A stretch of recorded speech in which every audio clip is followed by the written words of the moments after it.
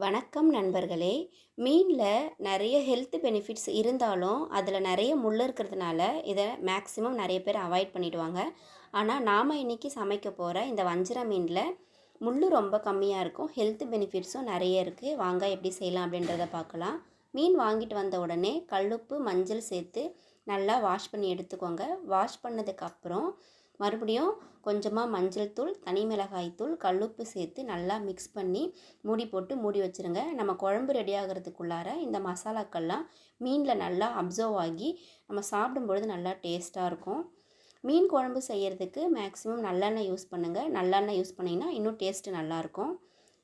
எண்ணெய் நல்லா காஞ்சதும் இதை தாளிக்கிறதுக்காக கடுகு, உளுத்தம்பருப்பு, வெந்தயம், சீரகம் சேர்த்துக்கோங்க.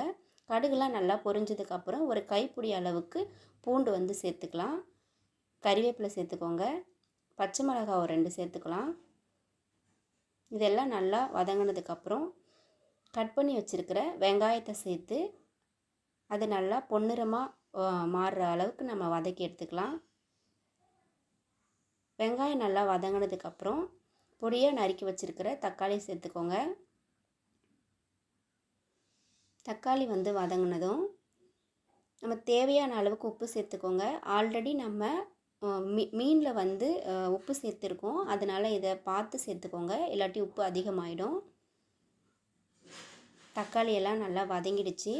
இந்த ஸ்டேஜில் நம்ம மசாலா பொருட்களை சேர்த்துக்கலாம். உங்கள் காரத்துக்கு ஏற்ற மாரி சேர்த்துக்கோங்க. நான் 1 ஸ்பூன் தனி மிளகாய்த்தூள், 2 ஸ்பூன் குழம்பு மிளகாய்த்தூள், 1/2 ஸ்பூன் கரம் மசாலா தூள் சேர்த்துருக்கேன். இதெல்லாம் நல்லா மிக்ஸ் பண்ணி விட்டதுக்கப்புறம் புளி ஒரு லெமன் சைஸ் புளி ஒரு 20 மினிட்ஸ் ஊற வச்சு அந்த தண்ணி மட்டும் சேர்த்துருக்கேன்.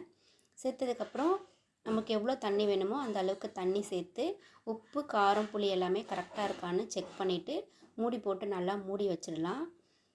இது நல்லா கொதிக்கட்டும். இந்த கேப்பில் நம்ம ஃபிஷ் ஃப்ரைக்கு தேவையான மசாலாக்களை ரெடி பண்ணிக்கலாம்.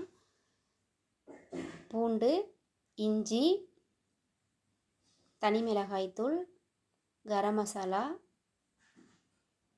குழம்பு மிளகாய்த்தூள், இது எல்லாமே உங்கள் காரத்துக்கு ஏற்ற மாதிரி நீங்கள் சேர்த்துக்கோங்க. சேர்த்துட்டு தேவையான அளவுக்கு உப்பு, கொஞ்சமாக தண்ணி, ஒரு 1/2 ஸ்பூன் கார்ன்ஃப்ளவர் மாவு மட்டும் சேர்த்து ஃபைன் பேஸ்ட்டாக நம்ம அரைச்சி எடுத்துக்கலாம். நம்ம இந்த மசாலாலாம் ரெடி பண்ணுறதுக்குள்ளார குழம்பு நல்லா கொதித்து எண்ணெய் பிரிஞ்சு வந்திருக்கு. இந்த ஸ்டேஜில் நம்ம மேரினேட் பண்ணி வச்சுருக்க மீன் எல்லாத்தையும் சேர்த்துக்கலாம். மீனை சேர்த்துட்டு மீடியம் ஃப்ளேமில் ஒரு 7 to 8 மினிட் வச்சிங்கன்னா போதும். ஃபிஷ்ஷு நல்லா ரெடி ஆகிடும். இது ரெடி ஆகிறதுக்குள்ளார நம்ம அரைச்சி வச்சுருக்கிற மசாலாக்களை ஃபிஷ் ஃப்ரை செய்கிறதுக்கான ஃபிஷ்ஷில் நம்ம அப்ளை பண்ணி ஒரு 20 மினிட்ஸ் ஊற வச்சுக்கலாம். ஃபிஷ் ஃப்ரையுமே நீங்கள் தேங்காய் எண்ணெயில் செய்யும்போது வாசனையும் நல்லாயிருக்கும். நம்மளுக்கு அதில் நிறைய ஹெல்த் பெனிஃபிட்ஸும் இருக்குது தேங்காய் எண்ணெயில்.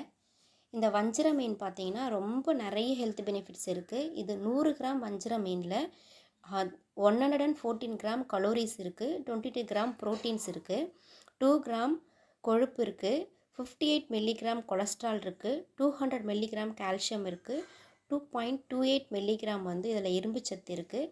அது மட்டும் இல்லாமல் இதில் ஒமேகா 3 நிறையவே இருக்குது, கொழுப்பு அமிலங்களும் இருக்குது.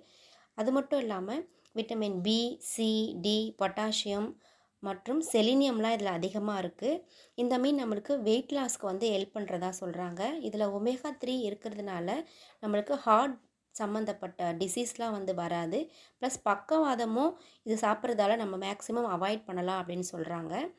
இந்த மீன் நம்ம அடிக்கடி உணவில் சேர்த்துக்கும் பொழுது நம்முடைய தோல் சுருக்கங்கள்லாம் குறையும் அப்படின்றாங்க. அதனால் வயது முதிர்வை நம்ம மேக்ஸிமம் இதை சாப்பிட்றதுனால தள்ளி போடலான்றாங்க. அதனால் இந்த மீன் கொஞ்சம் காஸ்ட்லியாக இருந்தாலும் நீங்கள் மந்த்லி ஒன்ஸாவது வாங்கி சாப்பிட்றதுக்கு ட்ரை பண்ணுங்கள்.